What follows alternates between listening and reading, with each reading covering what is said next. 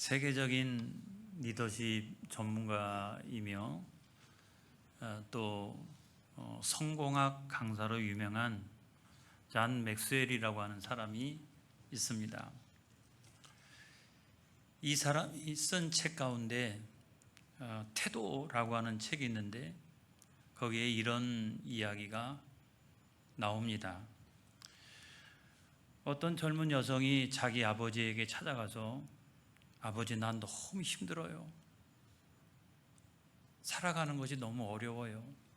그렇게 이야기를 했어요. 그랬더니 이 아버지가 딸을 데리고서 부엌으로 가가지고 냄비를 꺼내더니 거기다 물을 담아가지고 불 위에 얹어 놓았습니다. 첫 번째 냄비에는 당근을 넣었어요. 당근. 그 다음에 두 번째 냄비에다가는 계란을 2개를 넣었어요. 세 번째 냄비에다가는 커피를 몇 스푼을 넣었어요. 그리고 얼마간 시간이 지났습니다. 그릇을 준비해 놓고 당근을 꺼내서 거기다 놓고 또 이제 당근뿐만 아니라 계란도 까가지고 그것도 그릇에다가 올려놓고 마지막에는 커피를 잔에다가 담아 놓았습니다. 그리고서 이 아버지가 딸에게 어려움을 극복하는 방법에 대한 이야기를 하기 시작을 했어요. 딸아, 잘 봐라. 이 당근 좀 봐봐. 그렇게 딱딱하던 당근이 흐물흐물해졌잖니. 또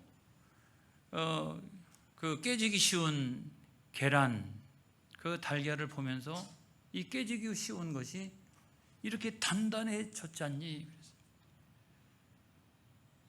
세 번째로는 커피를 보이면서 물이 값진 것으로 달라졌잖니.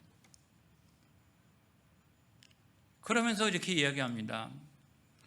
문제는, 중요한 것은 너의 태도에 달려 있어. 어떤 문제를 만나면 그 문제 앞에서 내가 흐물흐물해질 수도 있고 그 문제 앞에서 오히려 네가 더 단단해질 수도 있고 네가 그 문제 앞에서 더 값진 교훈을 얻을 수도 있고 그 선택은 내 몫이야. 네가 선택하는 거야. 그렇게 이야기를 했다는 거예요. 여러분, 저는 신앙적인 태도도 마찬가지라고 생각합니다. 언제나 변함없는 신앙적인 태도, 그 태도를 잘 유지해 나가는 것이 너무너무나 귀해요. 여러분, 오늘 성경 말씀에도 보면 이스라엘 백성들이 38년이 지나가지고 두 번째로 가데스 바네아에 딱 서게 됩니다. 얼마나 좋은 기회가 온 겁니까?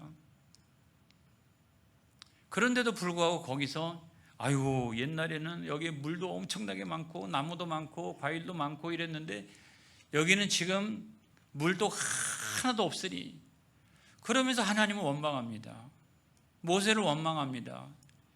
하나님은 구원의 하나님이신 줄로 믿습니다. 하나님은 생명의 하나님이신 줄로 믿습니다. 그런데 그 하나님을 죽음의 하나님으로요, 원망하고 불평하고 그러다가 거기를 들어가지 못하고 후퇴하기를 시작을 합니다. 여러분, 우리가 인생을 살아나가면서 하나님 주시는 은혜의 기회가 늘상 있지만은 큰 기회는 그렇게 많은 게 아니에요. 38년 동안 뺑뺑이로 인생을 살아가다가 두 번째 기회를 만났는데 이건 하나님께서 주시는 두 번째의 은혜의 기회잖아요. 할렐루야. 이 엄청난 기회를 맞이한 거잖아요. 우리가 인생을 살아나갈 때도 마찬가지예요. 개인적으로도 그렇고 가정적으로도 그렇고 교회도 마찬가지고 보면 하나님 정말 은혜를 무지무지하게 부어주시는 그 기회가 있어요. 여러분, 그런 때에 그 자리에 있기를 주의 이름으로 축복합니다. 그 은혜의 물줄기를 붙드는 저와 여러분이 되어지기를 주님의 이름으로 축복합니다. 그러면 엄청난 역사가 일어나는 거예요. 이때가 40년 하고도 한 5개월 정도가 지났을 텐데 두 번째로 올라갔다가 내려오니까 얼마나 실망이 됐겠어요. 자기들도 원망스럽고 자기가 자기를 생각해봐도 기가 막히고, 삶이 올라가면 좋은데 삶이 내려가기 시작하면 기가 막히잖아요. 다 광야를 향해서 내려가기를 시작합니다. 그런데 그것으로 끝난 게 아니라, 여러분, 그 에돔이라고 하는 족속이 살고 있는 지역이 있는데 거기를 좀 지나가면 좋겠구만. 근데 에돔 족속이 길을 딱 막고서 못 지나가게 하는 거예요. 거기를 지나가면 굉장히 빨리 갈 수 있습니다. 근데 거기를 못 지나가게 하니까 우회해서 밑으로 점점점 내려오는 삶이 되었어요. 삶이 올라가는 삶이 되어져야 하는데 삶이 내려가는 삶이 되었습니다. 그러다가 자기들의 위대한 지도자 가운데 두 사람이 있는데, 한 사람은 모세고 또 다른 한 사람은 아론이잖아요. 아론이 호르산에서 죽었어요. 지도력의 절반이 지금 이렇게 큰 손상을 입은 거예요. 그러면서 또 밑으로 내려가는데 이번에는 아랏 사람들이 나타나가지고 가는 길을 막는 거예요. 그리고 전쟁을 일으키는데 여기서 이스라엘 여러 사람들이 붙들려 갑니다. 여러분, 최악이잖아요. 내 삶은 내려가고 있는데 원수들을 만나고 빠른 길로 가지도 못하고 자기들을 이끌었던 지도자도 둘 중에 한 명은 죽고, 이런 최악 중에 최악이 없는 거예요. 기가 막히잖아요, 여러분. 힘이 나겠어요? 살아갈 용기도 안 나는 거죠. 그런데 여러분, 그런 최악의 순간에도 기도를 멈추지 않기를 주의 이름으로 축복합니다. 나는 최악의 상황을 만나서도 우리 하나님은 전지하시고 전능하신 하나님이신 줄로 믿습니다. 그 하나님이 내 아버지가 되시는 줄로 믿습니다. 내가 최악의 상황인 것이지 하나님이 최악은 아닌 거예요. 나는 최악이지만 하나님은 전지전능하세요. 그래서 우리가 할 수 있는 게 있지 않습니까? 그게 뭐냐면 기도잖아요. 그래서 하나님 앞에 이스라엘 백성들이 간절히 기도하기를 시작합니다. 민수기 21장 2절로 3절에 있는 말씀에 보면, 시작. 이스라엘이 여호와께 서원하여 이르되 주께서 만일 이 백성을 내 손에 넘기시면 내가 그들의 성읍을 다 멸하리이다. 여호와께서 이스라엘의 목소리를 들으시고 가나안 사람을 그들의 손에 넘기심에 그들과 그들의 성읍을 다 멸하니라. 그러므로 그곳 이름을 호르마라 하였더라. 호르마는 뭐냐면 원수 마귀가 대적이 완전히 멸망하는 거예요. 완전히 진멸하는 거예요, 여러분. 그래서 중요한 게 뭐냐? 하나님 앞에 기도하는 거예요. 내가 최악의 순간을 맞이했어도 내 아버지는 언제나 나와 함께하고 계시다. 전지전능하시는 내 아버지는 언제나 내 등 뒤에 계시다. 하나님은 그 순간에도 기도하기를 원하신다. 너 왜 자꾸 내 힘만 의지하는 거야? 왜 내 능력만 의지하는 거야? 나를 의지해. 하나님은 언제나 우리 등 뒤에서 최악의 상황을 맞이하고 있는 우리 주변에 계시다. 내 등 뒤에 계시다. 여러분, 이 사실을 믿으시기를 주의 이름으로 축복합니다. 아무튼 거기서 이제 승리를 했어요. 승리를 했는데도 이제 그 에돔을 피해가지고 밑으로 천천히 내려가는데 다시 원망과 불평이 나오기 시작해요. 원망과 불평이 나오기 시작합니다. 해가지고 오늘 성경의 말씀에 보면 마음이 상했다는 거예요. 제가 여러분 지도를 한번 보여드릴게요. 마음이 상하게 생겼나 안 생겼나. 여러분, 저기 보면 파란 광야가 있지 않습니까? 동그라미 실선으로 되어져 있는, 저기로 올라갔다가 가데스 바네아에서 위로 올라갔다가 그 밑으로 내려오기 시작을 하는 거예요. 에시온 게벨로 내려오기 시작하는 거예요. 근데 저 위로 올라갔다가 옆으로 쫙 가면 얼마나 좋을까요? 안 그래요? 쭉 올라갔다가 가나안 땅은 못 들어가는 한이 있어도 옆으로 쫙 가면 얼마나 좋았을까요? 근데 여러분, 거기에 누가 지키고 있느냐? 에돔 사람들이 지키고 있었던 거예요. 그리고 그 길을 못 가게 하는 거예요. 당신들을 하나도 건드리지 않겠다, 무엇 하나 피해를 입히지 않겠다, 그런 것이 있다라고 그러면 우리가 돈을 내겠다. 근데 우리로 하여금 그냥 지나가게만 해다오. 그런데 거기를 못 가게 하는 거예요. 그래서 밑으로 쭉 내려왔다가 V자로 다시 올라가도록 되어 있는 거예요. 이 엄청난 고생을 하게 되었으니까 마음도 상하고 마음속에 원망하는 마음도 생기기 시작하고. 성경을 보겠습니다. 여러분, 민수기 21장 4절로부터 5절까지 있는 말씀에 보면, 시작. 백성이 호르산에서 출발하여 홍해길을 따라 에돔 땅을 우회하러 하였다가 길로 말미암아 백성의 마음이 상하니라. 백성이 하나님과 모세를 향하여 원망하되 어찌하여 우리를 애굽에서 인도하여 내어 이 광야에서 죽게 하는가? 이곳에는 먹을 것도 없고 물도 없도다. 우리 마음이 이 하찮은 음식을 싫어하노라 하며 그랬어요. 여러분, 마음이 상하고 원망하게 되면 식욕이 있어요, 없어요? 예? 보통 일반적으로 없잖아요.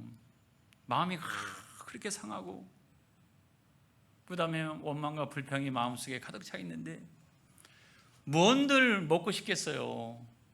근데 이 사람들은 그때도 식욕이 좋아요. 여기 성경에 보니까 그때도 음식 타령을 하고 있어요. 그런데 제가 생각을 해보니까 여러분, 그런 상황에서도 식욕이 좋을 때가 있어요. 자, 예를 들어서 우리가 장례식장에 갑니다. 얼마나 슬퍼요. 거기 가면 슬프잖아요. 그런데 처음에는 슬펐다가 그 다음부터는 밥은 잘 먹어요. 가가지고 밥은 엄청나게. 요즘에는 왜 그렇게 장례식장에도 음식이 잘 나오는지 말이죠.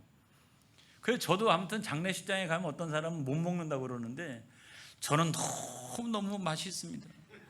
근데 가만히 보니까 저희들만 맛있는 게 아니라 유가족들도 보면은 다 거기서 잘 먹고 있는 거예요. 이게 본능이기 때문에 그런 거잖아요. 아무리 슬프고 아무리 힘들어도 그래도 먹어야 사는 거니까. 아무튼 이게 본능이잖아요. 근데 여기서 매우 중요한 말씀은 어떤 거냐면 이거예요. 이 음식을 하찮게 여겼다는 거예요. 그 음식이 뭡니까, 여러분? 만나잖아요. 하나님 주셨던 이 만나, 이 음식을 하찮게 여겼다는 거예요. 여러분, 만나는 생명의 양식인 줄로 믿습니다.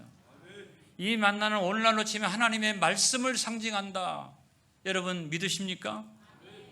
우리가 인생을 살아나가면서 다른 것은 다 맛있는데 하나님의 말씀을 들으려고 그러면 왠지 모르게 괴롭고 힘들고 이러면 여러분의 영혼이 곤고하다라고 하는 말씀을 드리는 거예요.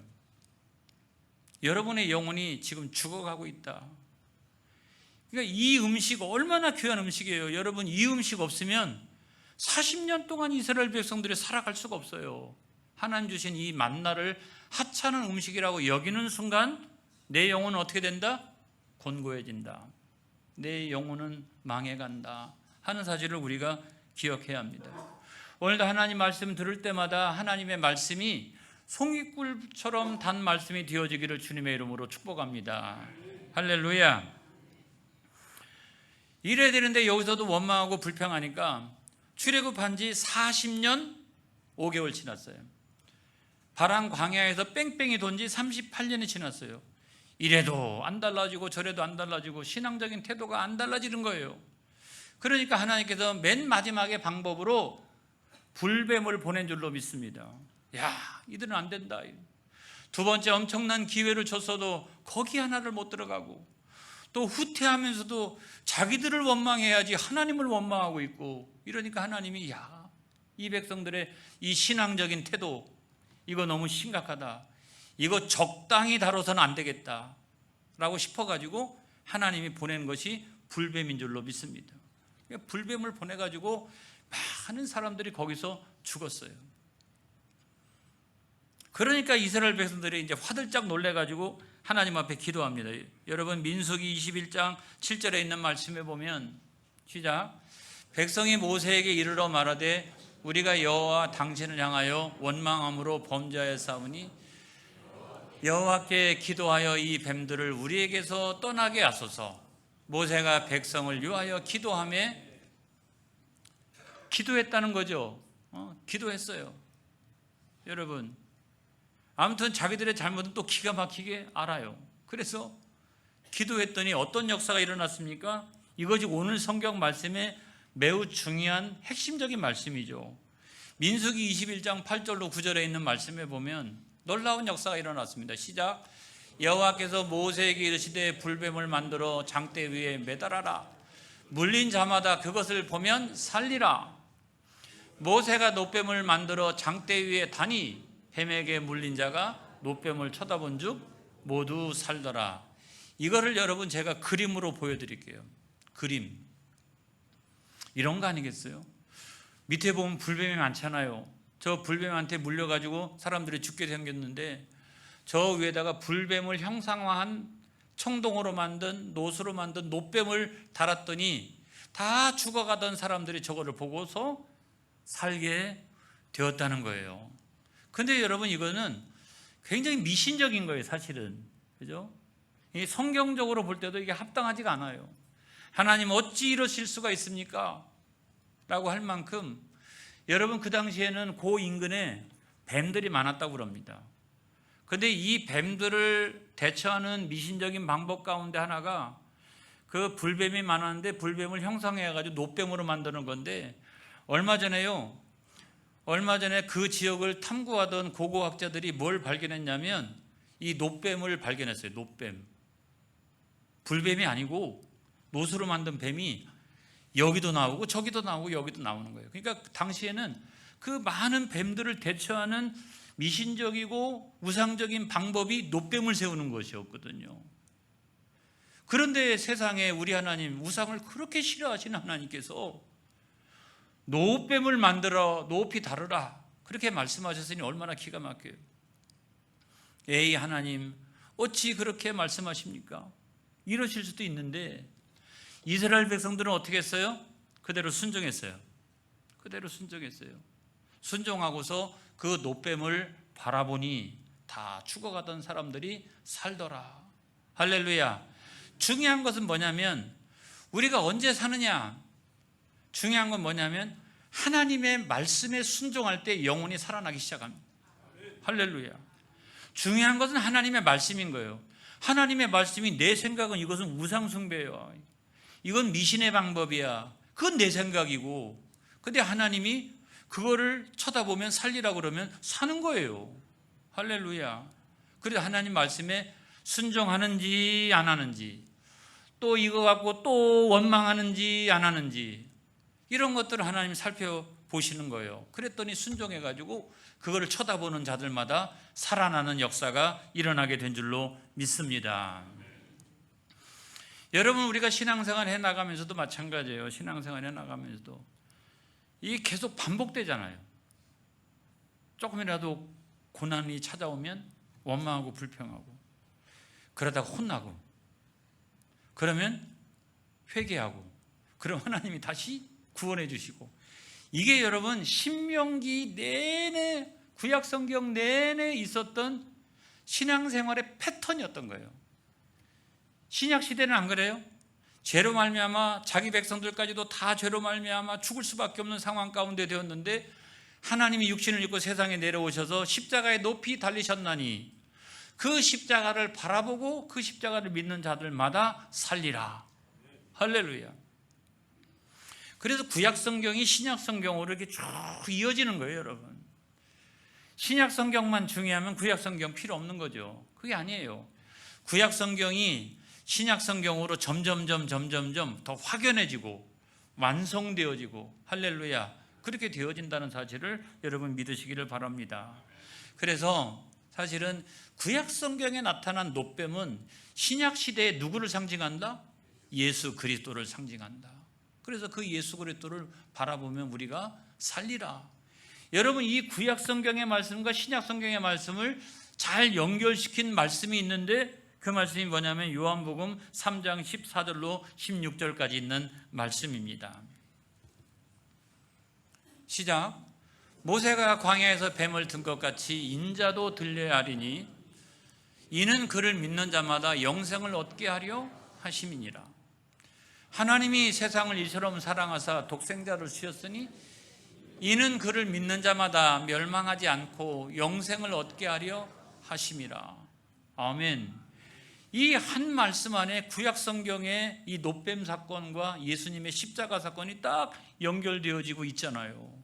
그래서 제가 이거를 영상으로 한번 옮겨봤어요. 여러분 그냥 이렇게 이걸 보면서 은혜를 받으시길 바랍니다. 구약 성경의 이 놋뱀 아니겠어요? 이게 신약 성경의 십자가잖아요. 저 십자가를 바라보면 살리라. 저 놋뱀을 바라보면 살리라. 이것이 교훈인데, 지금도 여러분 우리가 성지순례를 가서 보면은 느보산 있잖아요. 느보산, 모세가 올라갔던 느보산에 모세 기념교회가 있는데, 기념교회 그 근처에 이 모형이 지금도 서 있어요. 그걸 제가 이렇게 옮겨왔어요. 이렇게 서 있다고요. 그 옛날 그 놋뱀 그대로. 근데 그 놋뱀의 형태가 신약시대의 십자가의 모습하고 거의 똑같잖아요. 할렐루야. 여러분, 이것은 구원론을 우리들에게 말씀해 주고 있는 거예요. 그래서 사실은 이 놋뱀이나 그 다음에 예수님의 십자가 사건이 이게 다 구원론에 대한 말씀인데, 근데 저는 놋뱀 사건을 가만히 생각해 보면서 이것이 불신자들의 구원 이야기가 아니라는 생각이 들었어요. 불신자들이, 생판 불신자들이 놋뱀 보면 살리라, 그거 아니잖아요. 이미 하나님을 아는 사람들이에요. 출애굽해가지고 말씀 받고 여기까지 올라오고 인생의 여정, 신앙생활의 여정 가운데 실패도 경험하고 막 했던 이 사람들이에요. 그러니까 믿음의 사람들이 하나님 원망하고 불평하다가 하나님께로부터 벌을 받고 완전히 망하게 되었는데 어떻게? 하나님의 은혜로 다시 살게 되었도다. 그렇게 우리가 생각해 보면 이건 불신자의 구원의 이야기가 아니라 이거는 믿는 자들이 치유받고 회복되어지는 사건에 대한 말씀이라는 거예요. 할렐루야. 안 그렇습니까, 여러분? 그래서 우리가 구원이라고 하는 걸 잘 생각해야 돼요. 예수 믿으면 끝났다. 나 교회 다니면 끝났다. 나 직분 가졌으면 끝났다. 천국은 당연하지 뭐. 여러분, 우리가 구원이라고 하는 것은 예수 믿고 그러고 난 다음에 천국에 들어갈 때까지 전 과정이 구원이라고 하는 사실을 믿으시기 바랍니다. 예수 믿고 천국에 들어가야 그 구원이 완성되는 거예요. 할렐루야. 이 전 과정이 구원인 거예요. 그래서 예수 믿고 난 다음에도 우리에게는 어떤 삶이 시작되어지느냐? 철로 역정, 천국 가는 길. 예수 믿고 구원의 길이 열린 거잖아요. 그 구원의 길을 가는 거예요. 구원의 길은 천국 가는 길이에요. 할렐루야. 우리는 그 길을 가고 있다고요. 그 길을 가고 있는데 신앙적인 태도가 여러 질입니다. 그 길 가고 있는데도 어떤 사람들은 그냥 그 길 가고 있는데도 주여, 원망과 불평, 민수기를 오죽하면 불평의 책이라 그랬어요. 왜냐하면 이 민수기 안에 9번이나 나오거든요. 9번이나 이 원망하고 불평하고 원망하고 불평하고 원망하고 불평, 이 이야기가. 그런데 이런 사람들만 있느냐? 여호수아와 갈렙 한번 생각해 보세요. 갈렙은 하나님 앞에 순종을 잘하여 드리는 사람이었어요. 나이가 그렇게 많은데도 무조건 순종이잖아요. 여호수아는 어떻습니까? 너는 강하고 담대하라 했던 것처럼 담대한 믿음의 소유자였어요. 이 사람들은 광야길을 지금 가고 있고 지금 똑같이 고생을 하고 있잖아요. 똑같이 고생을 하고 있어요 지금. 그런데도 이 두 사람은 마치 가나안 땅에 이미 가 있는 사람처럼, 천국에 이미 들어간 사람처럼, 할렐루야, 광야에서도 그렇게 신앙생활을 하고 있다는 거예요. 그렇다라고 하면 오늘날 저와 여러분의 신앙적인 태도가 이스라엘 백성들처럼 하면 좋겠어요? 아니면 이 여호수아와 갈렙처럼 하면 좋겠어요? 이건 물어보나 마나죠. 물어보나 마나. 그런데 현실에 있어서는 어떠냐?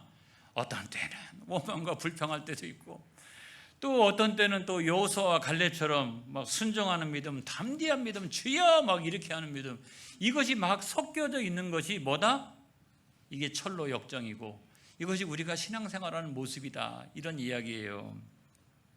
여러분, 그런데 가만히 한번 생각을 해보십시다. 우리가 왜 원망하고 불평하느냐? 제가 보니까 처음에는 다 왔는데 돌아가게 되면 불평 안 할 사람이 없어요. 지금 거의 다 왔어요. 지금 이제 엄청나게 고생을 해가지고 내가 이제 다 왔어요. 다 왔어요. 이제 다 왔는데 돌아가게 되면은 저 같은 사람도 원망과 불평이 나올 것 같아요. 저는 인생에서 한 몇 번 정도 그런 시기가 있었던 것 같아요.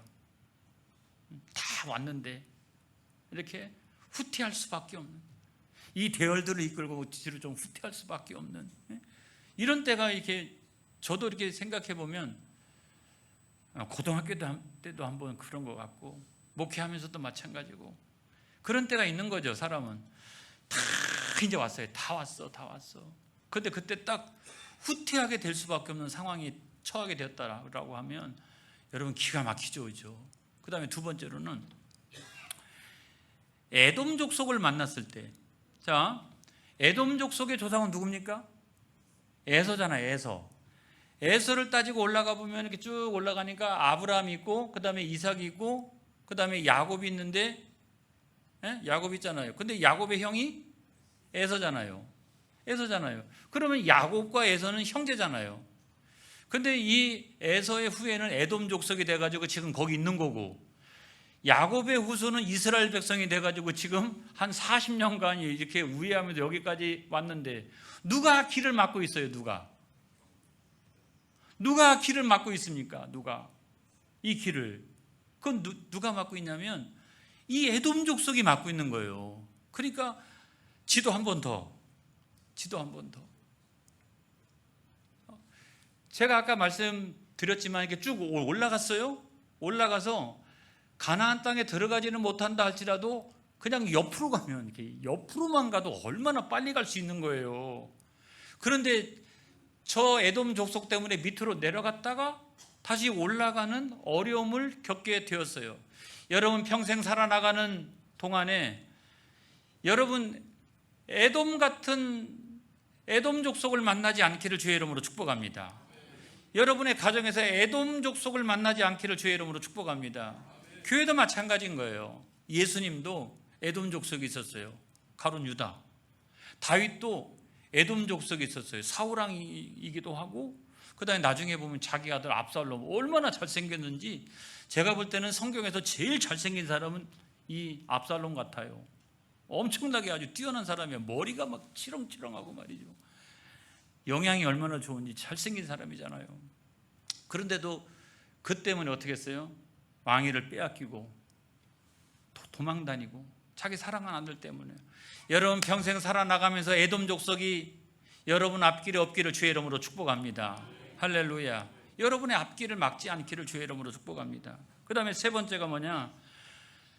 세 번째가 원망과 불평이 나왔던 이유가 뭐냐면, 이건 무슨 산길로만 가는 거예요. 산길로만, 골짜기로만 가는 거예요. 모래밭 길로만 가는 거예요. 원래 거기에는 왕의 대로가 있었어요. 그렇죠?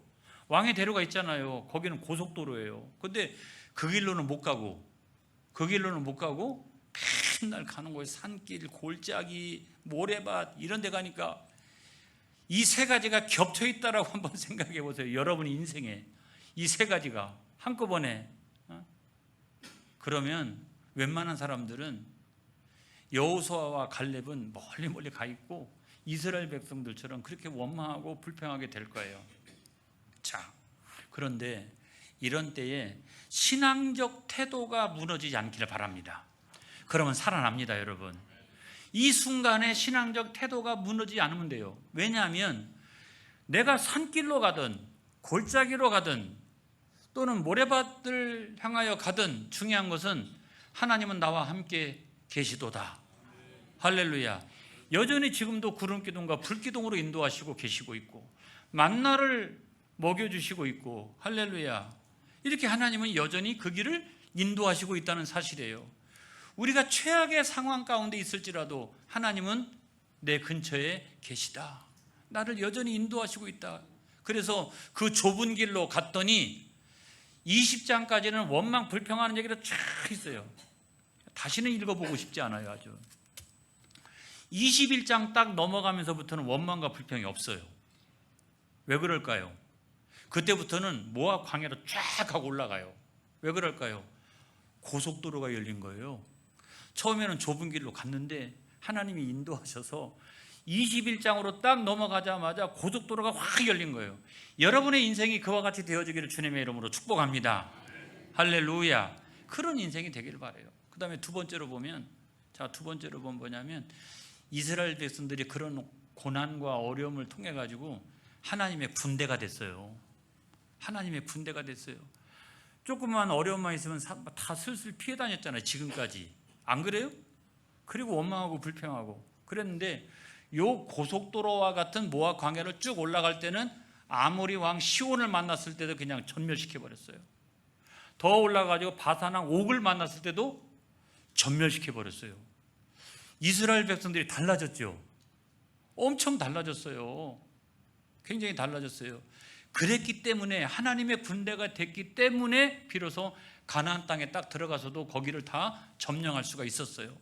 그 이전에 들어가라 해도 들어가면 져요. 물론 하나님의 은혜로 주시면 다 얻을 수 있겠지만 아무튼 준비가 안 돼 있잖아요. 그런데 이 어려움을 통해서 어떻게 됐다? 하나님의 군대가 됐다. 그래서 지도를 한번 보겠어요. 지도를 보면 맨 위에 므낫세 지파, 그렇죠? 므낫세 지파가 양쪽 다 있으니까 므낫세 반지파. 그 다음에 한가운데가 갓 지파. 맨 밑에가 루벤 지파. 요단강 동편 쪽도요 저렇게 엄청난 땅을 소유를 했다고요. 어떻게 저렇게 불평불만하던 사람들이 하나님의 군대가 돼가지고 그냥 들어가면서 다 그냥 점령해버리고 그 여세를 몰아서 요단강도 건너가가지고 다 이쪽도 점령해버리고. 할렐루야. 여러분, 저와 여러분의 인생이 그렇게 되어지기를 주님의 이름으로 축복합니다. 할렐루야. 그래서 하나님이 여러분들의 인생에 고속도로를 내주시기를 축복합니다.